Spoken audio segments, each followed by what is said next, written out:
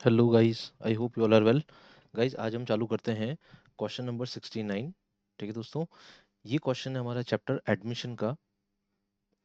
यहाँ पे एक नया पार्टनर एडमिट हो रहा है, उसी पे बेस्ड हमारा क्वेश्चन है।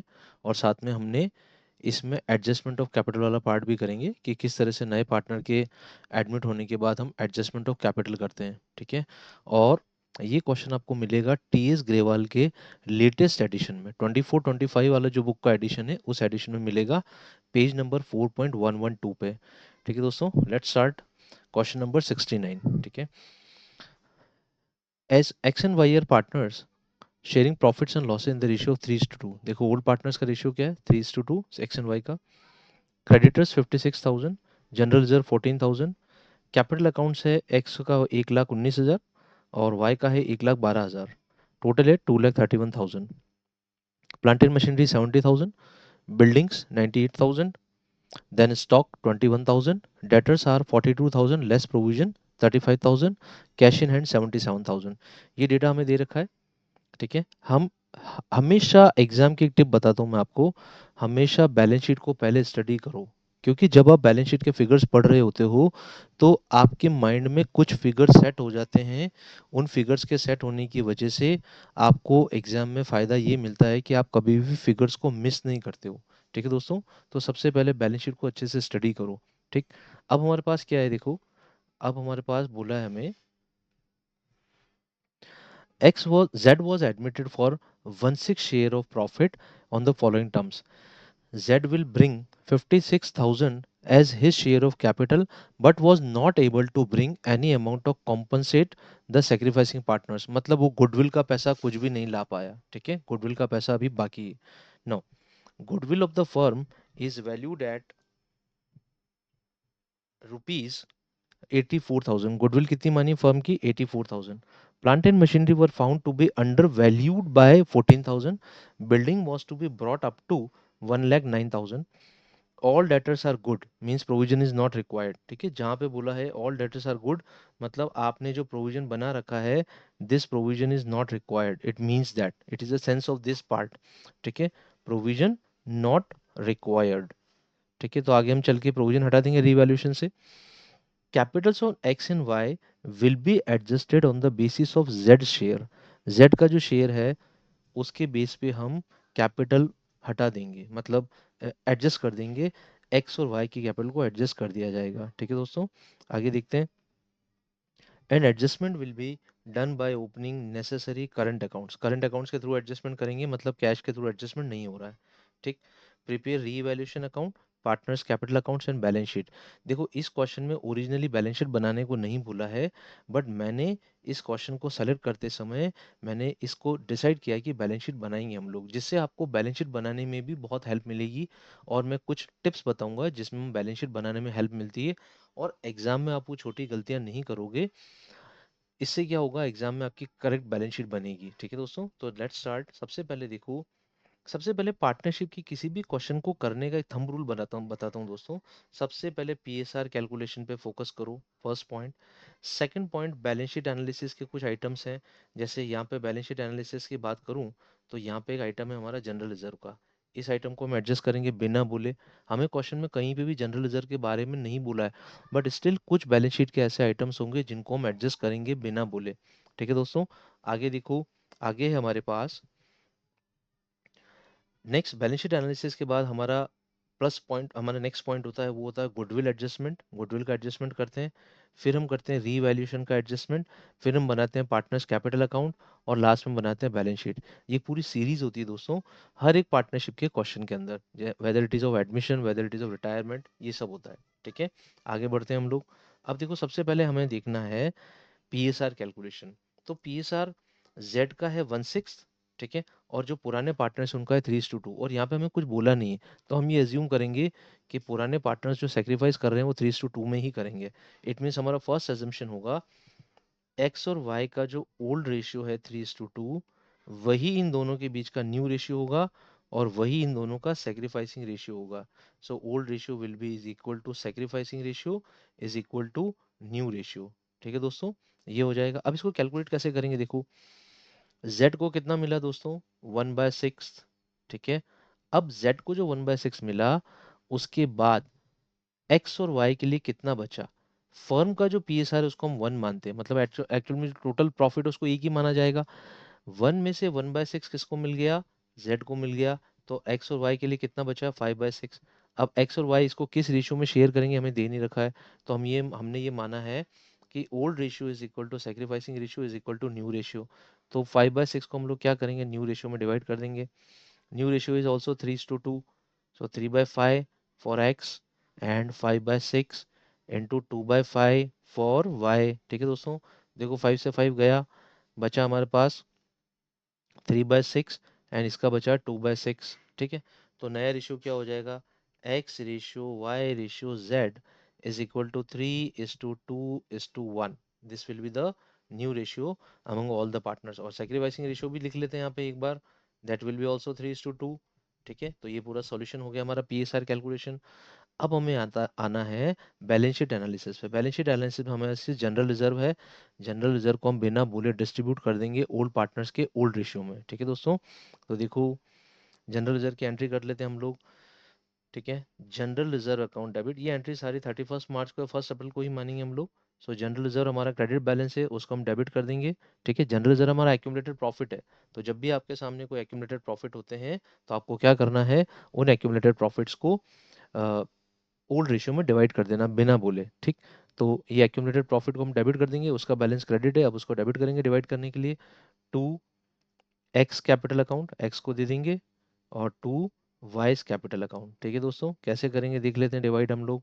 14,000 को एक्स को मिलेगा 14,000 इंटू 3/5। ठीक है दोस्तों, और वाई को मिलेगा 14,000 इंटू 2/5।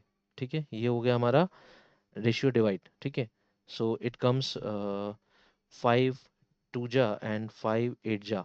ठीक, सो 300 एंड 824 एंड 684, 84,000 हो जाएगा। और 14 में से 8 गया, 6 में से 400 गया, 5,600 हो जाएगा y को। ठीक है, तो हम लिखेंगे x capital account credit 8,400 and y capital account credit 5,600। ठीक है दोस्तों, ये हो गया हमारा डिवाइडेशन किसका, जनरल रिजर्व का। हमने यहाँ पे जनरल रिजर्व को डिवाइड कर दिया। ठीक है, अब हम क्या करेंगे दोस्तों, एक एडजस्टमेंट हो गया हमारा बैलेंस शीट एनालिसिस का। अब हमारे पास बैलेंस शीट एनालिसिस में कोई भी चीज नहीं है, सिर्फ हमारे पास जनरल रिजर्व था, हमने उसका एडजस्टमेंट कर दिया। अब हमारा नेक्स्ट पार्ट है गुडविल। ठीक है दोस्तों, यहाँ पे लिखा है he was not able to bring the goodwill, वो जेड गुडविल का पैसा नहीं ला पाया। तो हम लोग क्या करेंगे दोस्तों, सबसे पहले गुडविल देखो, फर्म की गुडविल कितनी है, 8,400, सॉरी 84,000। ठीक है, 84,000 को हम लोग क्या करेंगे, सबसे पहले जेड का शेयर कितना बनता है वो निकाल लेते हैं हम लोग। जेड का गुडविल में से टोटल शेयर बनता है 1/6 के हिसाब से। ठीक है, तो it comes 1 2 that is 4, so it comes 14,000। ठीक है दोस्तों, गुडविल का जेड को कितना लाना है, 14,000 लाना है। बट क्वेश्चन में बोला he was not able to bring, तो ठीक है कोई बात नहीं। जेड अगर गुडविल का पैसा नहीं ला पाया तो जेड के करंट अकाउंट को डेबिट कर लो।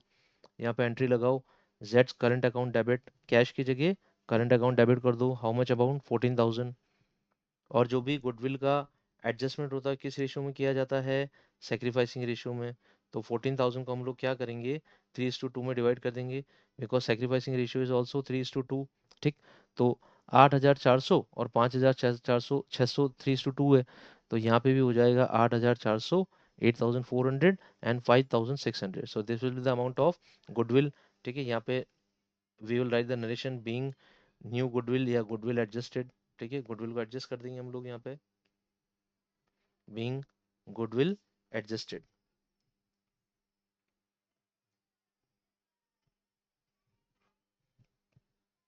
Just hold, my stylus is not working, so हाँ, बीइंग गुडविल एडजस्टेड, हम गुडविल को एडजस्ट कर देंगे और we write the narration being goodwill adjusted.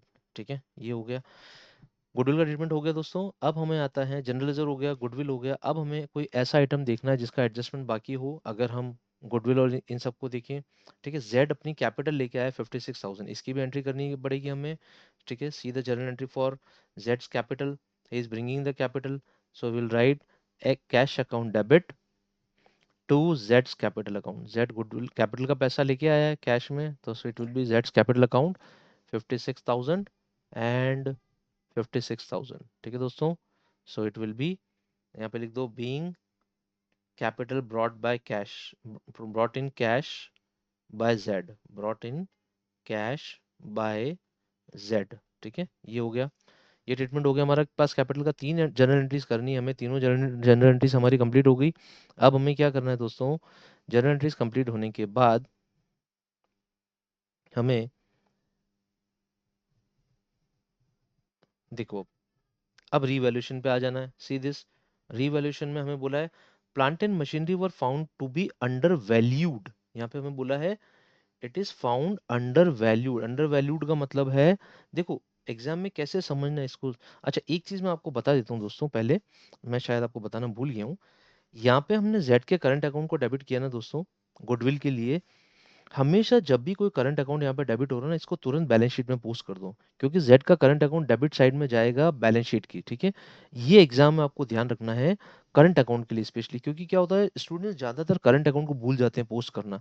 तो देखो बैलेंस शीट का फॉर्मेट है, यहाँ पे मैं लिख देता हूँ जेड्स करंट अकाउंट। ठीक है दोस्तों, इससे क्या होगा मैं भूलूंगा नहीं। लास्ट में, लास्ट में क्या होता है एग्जाम में थोड़ी हरीनेस होती है, जल्दी होती है, तो हम लोग क्या करते हैं भूल जाते हैं। तो मैंने यहाँ पे पहले ही डाल दिया कि जेड का करंट अकाउंट का डेबिट बैलेंस है, मैंने उसको पोस्ट कर दिया।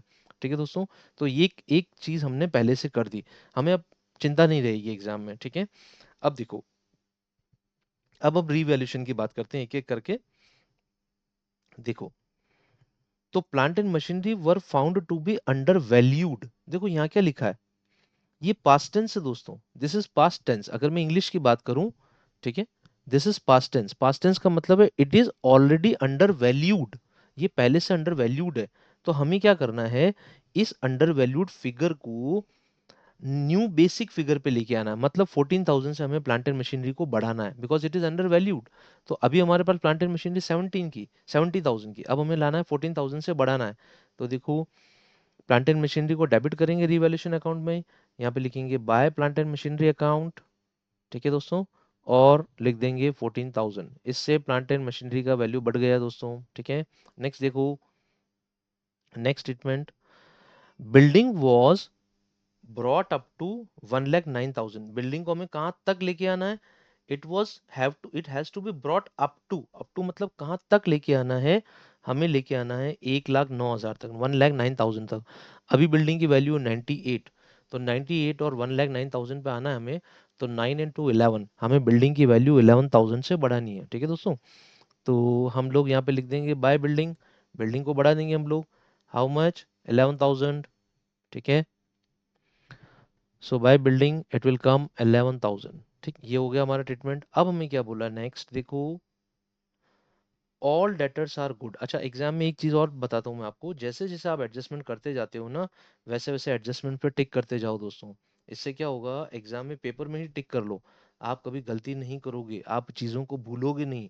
ये टिक कर दिया, देखो डबल टिक करने से अब मुझे कंफर्म हो गया कि मेरे 3 एडजस्टमेंट हो चुके हैं। ठीक है, ऑल डेटर्स आर गुड, सारे डेटर्स क्या है, गुड है। सारे डेटर्स गुड है मतलब ये जो मैंने प्रोविजन बना रखा है 7,000 का, मुझे अब इस प्रोविजन की जरूरत नहीं है। ठीक है दोस्तों, तो क्या करें, प्रोविजन को डेबिट कर देते हैं। सो यहाँ लिखते हैं बाय प्रोविजन फॉर डेटर्स, या by provision for doubtful debt, it's कम 70,000, 7,000 हो गया। ठीक है, तो हमारे सारे के सारे एडजस्टमेंट हो गए रीवैल्यूएशन के, और कोई एडजस्टमेंट बाकी नहीं, इसको भी टिक कर देते हैं हम लोग। अब हम क्या करेंगे, रीवैल्यूएशन प्रॉफिट निकालेंगे और फिर पार्टनर्स कैपिटल अकाउंट बनाएंगे, और लास्ट में हमारा एक एडजस्टमेंट बचा है 5th नंबर का, उसको देखेंगे हम लोग। ठीक है, तो सबसे पहले रीवैल्यूएशन कंप्लीट कर लेते हैं दोस्तों। देखो, so it will come 5, 25, 25 and 7, 32. So 32,000 is the total of the left side. It means credit balance is higher.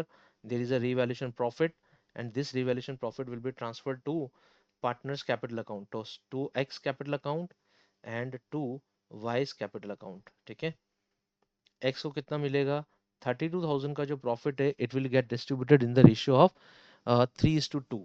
सो देखो, मैं जस्ट होल्ड कैलकुलेटर पे कर लेता हूँ इसको फटाफट। 32,000 डिवाइडेड बाय 5 इंटू 3।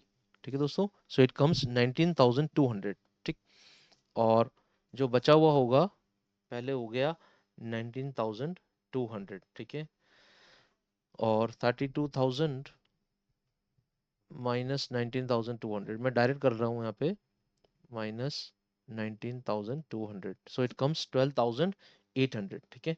ये हो गया, पार्टनर्स के कैपिटल अकाउंट में चला जाएगा रिवैल्यूएशन प्रॉफिट। यहाँ तक रिवैल्यूएशन कंप्लीट, गुडविल का ट्रीटमेंट हो गया, पीएसआर हो गया।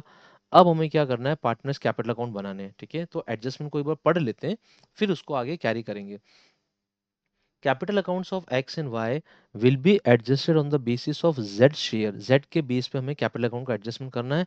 And adjustments will be done by opening necessary current accounts. देखो यहाँ पे करंट अकाउंट से एडजस्टमेंट करना है, और कैपिटल का एडजस्टमेंट हमें किससे करना है, हमें जेड के शेयर पे करना है, ठीक है। जेड का जो बेस है उसको बाद में करेंगे, अब हम पहले सबसे पहले कैपिटल अकाउंट बना लेते हैं। देखो, बाय बैलेंस ब्रॉट डाउन, ठीक है, एक्स वाई एंड जेड। अच्छा, जेड तो अपनी कैपिटल लेके आया, तो यहाँ पे लिख दो बाय कैश, 56,000 लाया, ये हमें याद है, 56,000 लिख लेते हैं हम लोग यहाँ पे, ये जेड की कैपिटल हो गई।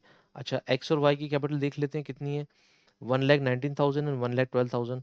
जनरल रिजर्व दिया हमने, गुडविल का एडजस्टमेंट हुआ और रिवैल्यूएशन का एडजस्टमेंट हुआ, तीन एडजस्टमेंट हुए। तो सबसे पहले ओपनिंग बैलेंस हम लोग क्या करते हैं, ओपनिंग बैलेंस क्रेडिट करते हैं पार्टनर्स कैपिटल अकाउंट में, यहाँ पे लिखते हैं 1,19,000 and 1,12,000। So these are the opening balances. By cash हो गया, कैपिटल लेके आया। बाय जनरल रिजर्व, ठीक है, दोनों पार्टनर्स को हमने जनरल रिजर्व का बैलेंस दिया, 8,400 and 5,600, both it was same in capital goodwill also. By जेड्स करंट अकाउंट, हमने गुडविल का पैसा किसको दिया था, करंट अकाउंट के थ्रू, एक्स और वाई को। So it was again 8,400 and 5,600, ठीक है। रिवैल्यूएशन देख लेते हैं, रिवैल्यूएशन प्रॉफिट है 19,200 एंड 12,800। तो यहाँ पे लिखो by revaluation profit to partners capital account, so it is revaluation 19,200 and 12,800, ठीक है। So it is revaluation profit. अब हम क्या करते हैं, पार्टनर्स के कैपिटल अकाउंट का टोटल कर लेते हैं हम लोग, ठीक है। सो इस टोटल करने से हमें सारे बैलेंसेस का एडजस्टमेंट भी पता लग जाएगा। देखो, 1,19,000 plus 84,000, 8,400, sorry, plus 8,400 plus 19,200, so it comes 1,55,000। देखो, एक्स का जो ओल्ड बैलेंस आ रहा है, जो अभी बैलेंस आ रहा है, वो आ रहा है 1,55,000, ठीक है दोस्तों।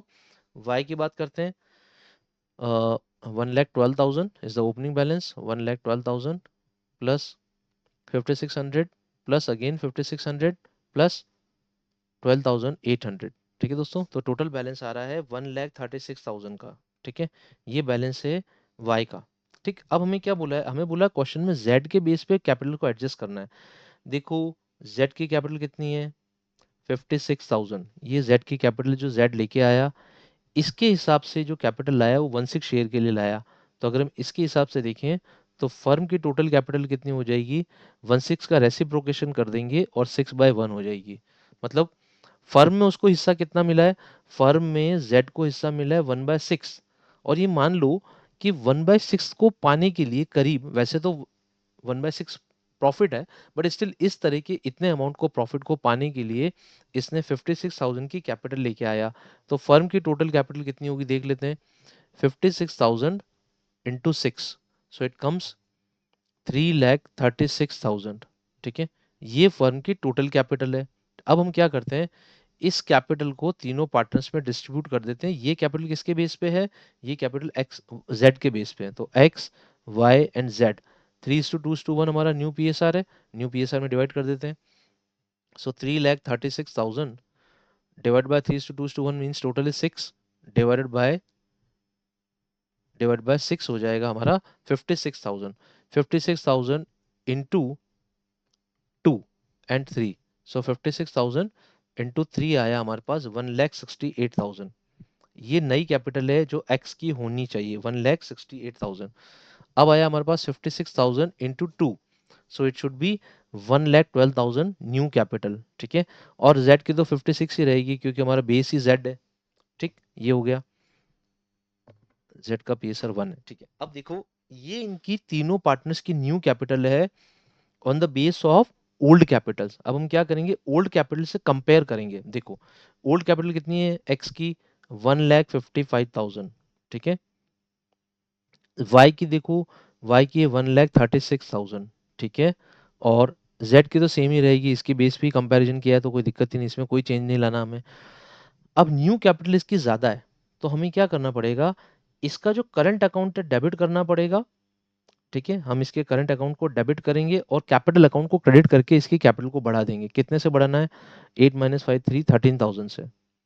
तो 13,000 से करंट अकाउंट डेबिट करो और कैपिटल अकाउंट क्रेडिट कर दो। और यहाँ पे इसकी न्यू कैपिटल कम है, तो इसकी कैपिटल अकाउंट को डेबिट करना है और जो करंट अकाउंट है उसको क्रेडिट करना है। कितने से, 6 - 2 4 एंड 3 - 2 24, ठीक है। 3 - 1 24 हो जाए, ये हो गया हमारा।